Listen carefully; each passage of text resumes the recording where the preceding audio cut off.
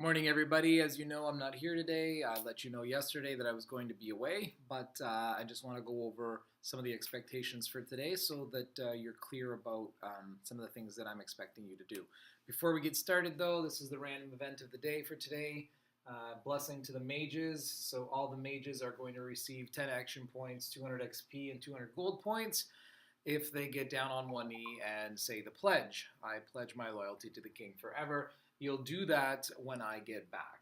Okay, so that was the random event of the day. As you're having your snack right after this video, you're going to be working on some language. You'll remember that when we finished the book, The Last Thing I Remember, I told you that you'd be working in a group to create a movie trailer for that book. So you're going to get started on that today. I know we're a little bit behind on that when we're trying to catch up on a few things before report cards.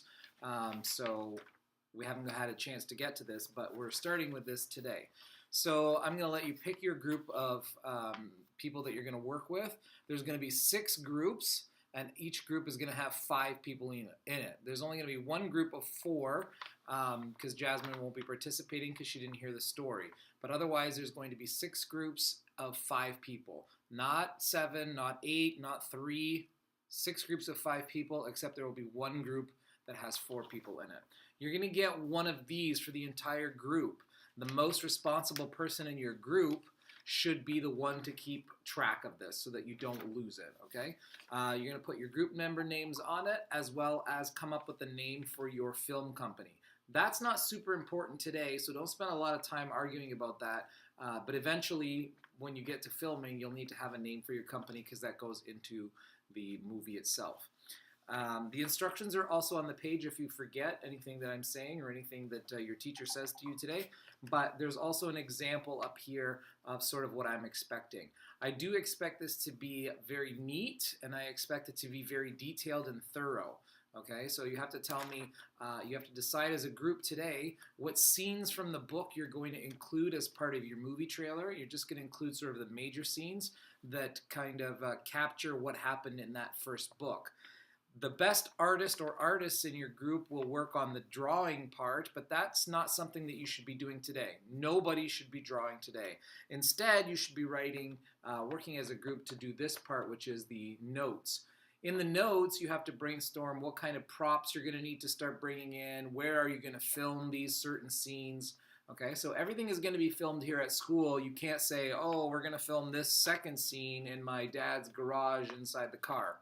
Okay, everything has to be filmed here at school, so you'll have to say, oh, our first scene we're going to film in the library, and our second scene we're going to film outside by the trees, and in our third scene we're going to film in the hallway, and the fourth scene, okay, you have to kind of tell me where your location is going to be, all right?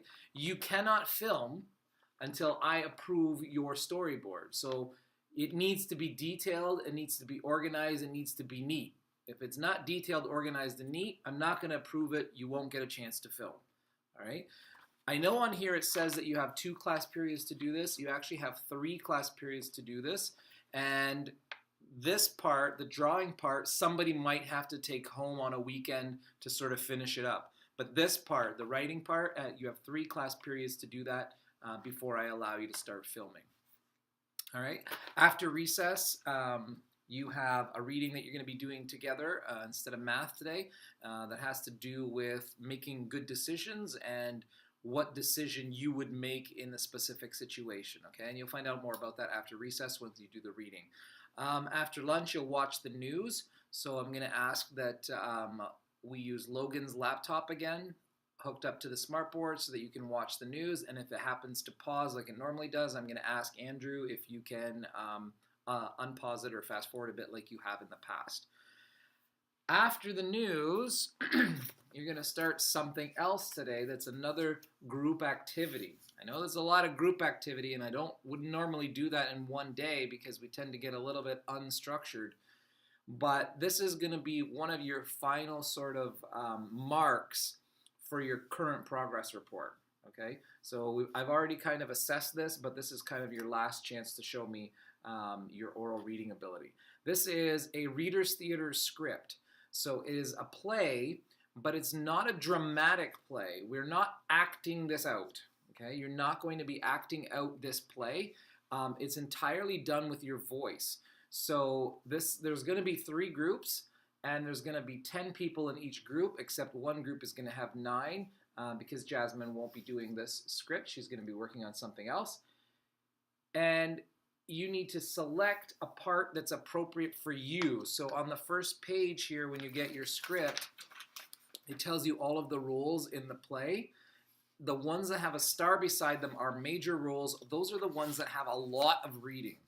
Okay, so if you kind of struggle with reading or you're a little bit shy, you probably don't want to have the major reading role.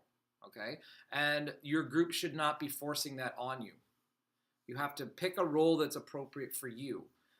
So having said that, the goal of this, because you can't act, the goal of this would be to act with your voice.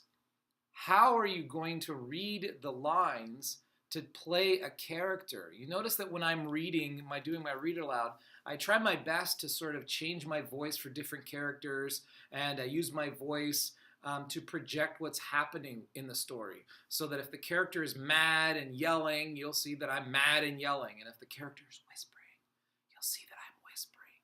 So you're going to have to sort of interpret the play as you read it as a group and decide how you're going to portray that character. I do not need you to change your voice, okay?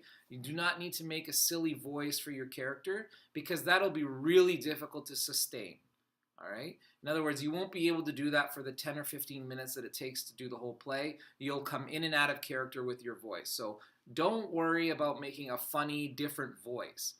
The only thing that you should change, though, voice-wise, if you need to change your voice, is if your character is an adult and you've decided that it's going to be an adult male, you might want to try and lower your voice, make it sound more adult masculine, okay? But I don't want anybody coming up with strange accents or anything like that, all right? I'm going to be assessing your ability to read fluently, obviously, but also, can you communicate the message of your character's lines with your voice? The pace of your voice, the words that you emphasize, etc., all right?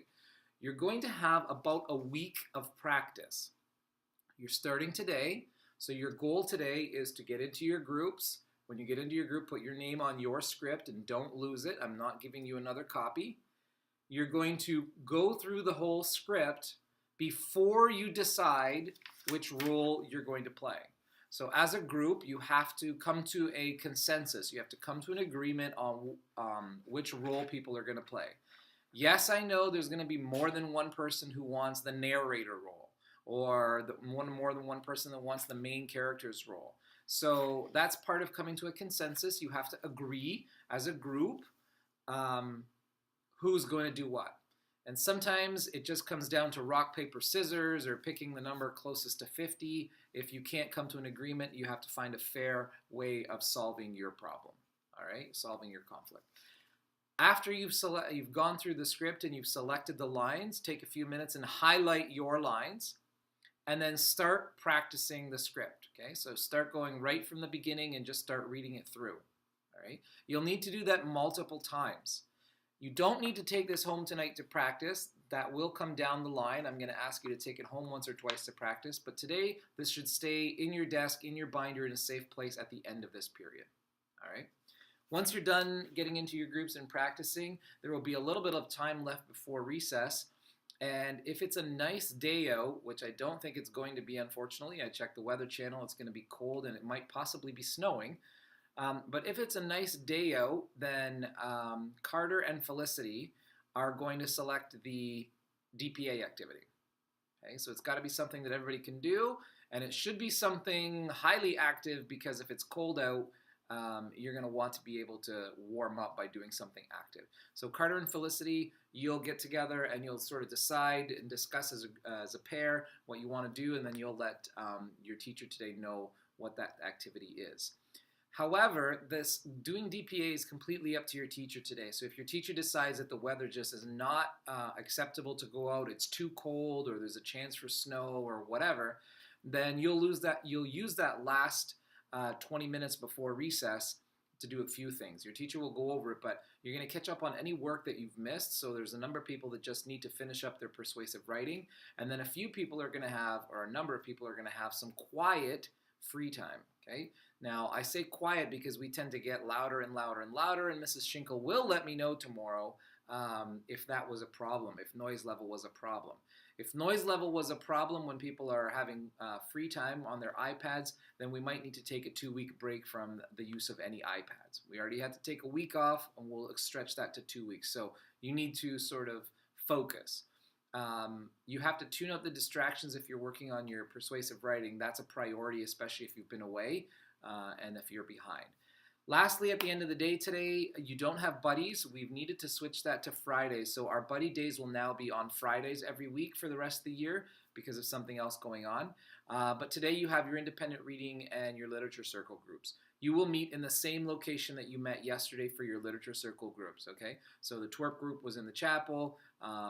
The group reading out of my mind was down the hall by Mr. Moore's classroom, and the 33 minutes group was in the alcove just outside the doors there.